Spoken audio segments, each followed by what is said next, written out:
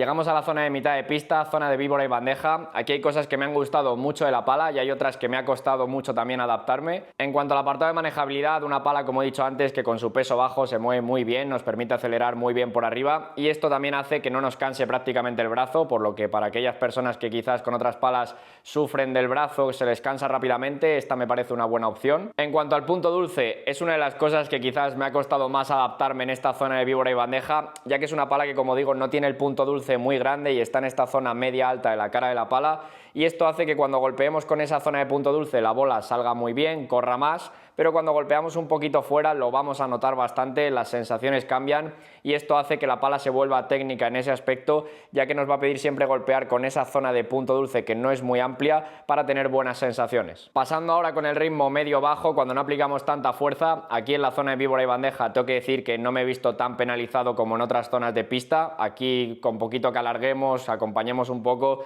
la bola ya sale profunda, sale bien de velocidad, así que aquí no me he visto tampoco muy perjudicado por ello. Además, como he dicho antes, al ser una pala que no rebota mucho, no nos aporta tampoco una salida de bola muy exagerada, esto hace que el control sea bastante bueno, dirigimos muy bien la bola donde queremos. Y luego en ese ritmo más alto, algo más ofensivo, aquí me pasa un poco como en el resto de zonas de pista, noto que la bola sale bien cuando aplico fuerza, que la controlo muy bien, dirijo la bola donde quiero, pero cuando no aplico tanta fuerza, siento que la bola no corre tanto como con otras palas. Esta me obliga a acelerar más, a aplicar algo más de fuerza por su peso bajo. Y otro aspecto también importante en esta zona de víbora y bandeja, que sobre todo se nota cuando la pala es muy nueva y usamos bolas nuevas, es que con este acabado brillo vamos a notar que en alguna ocasión con bola nueva sí que puede llegar a patinarnos un poquito más la bola en la cara de la pala y no llegar a coger tanto peso como cuando ya está la bola más usada. Os dejo con un vídeo de la víbora y bandeja para que veáis qué tal se comporta la pala y pasamos a la zona de volea.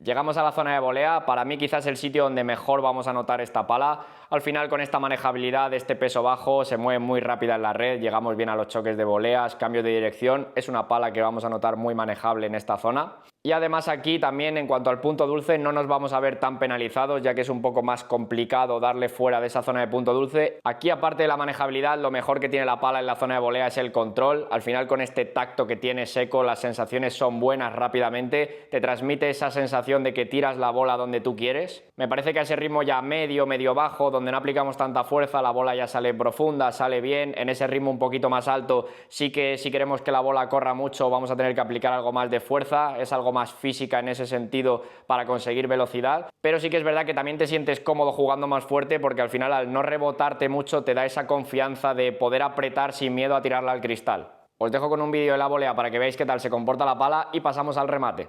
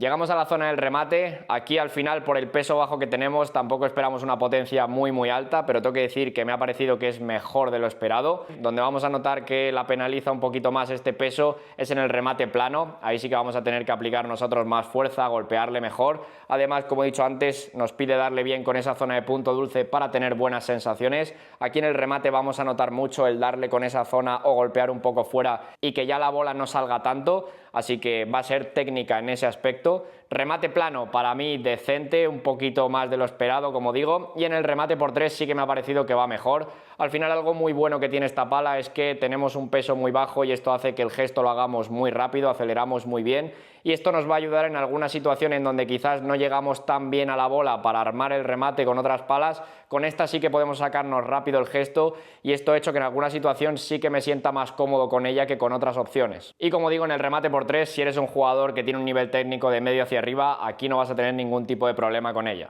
Os dejo con un vídeo del remate y pasamos con mi conclusión final.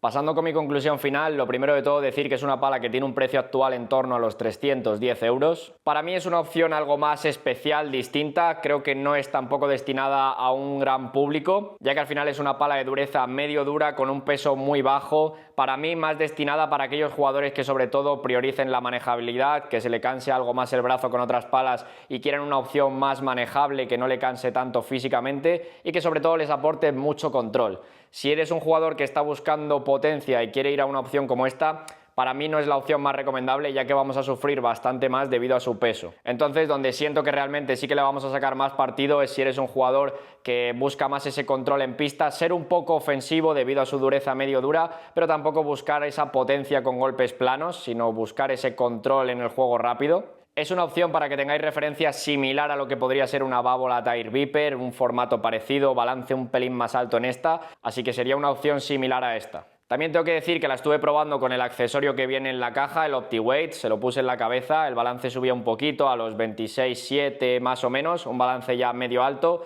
Las sensaciones en ese juego de ataque sí que mejoraban un poquito, pero al final yo creo que ponerle este accesorio a esta pala hace que pierda un poco la esencia, ya que al final lo que queremos es una pala ligera, de peso bajo, y si le metemos peso en la cabeza, al final es mejor ir a otras opciones ya de la marca que ya van en ese peso. Y ahora en cuanto a las zonas de pista donde mejores sensaciones he tenido con ella, la primera que tengo que poner sí o sí es la zona de volea. Aquí desde el primer día muy buenas sensaciones, sobre todo en cuanto al control. Esta buena manejabilidad hace que estés muy rápido en la zona de volea, te sientas cómodo, así que la primera zona que voy a poner aquí es la zona de volea. La segunda zona que voy a poner aquí es la zona de defensa. Al final esta manejabilidad me parece que también aquí nos viene muy bien, en alguna bola más difícil, más complicada te ayuda este manejo que tiene la pala, y el control que me ha dado me parece muy bueno, me permite jugar a ese ritmo rápido sin que la bola se descontrole mucho, así que por ello quizás voy a poner aquí la segunda zona, la zona de defensa. Luego en cuanto a la tercera zona que voy a poner aquí es la zona de víbora y bandeja. Siento que es una pala con la que podemos ser ofensivos, aquí no aplastamos tanto la cara de la pala, no nos vemos tan penalizados en ese juego rápido.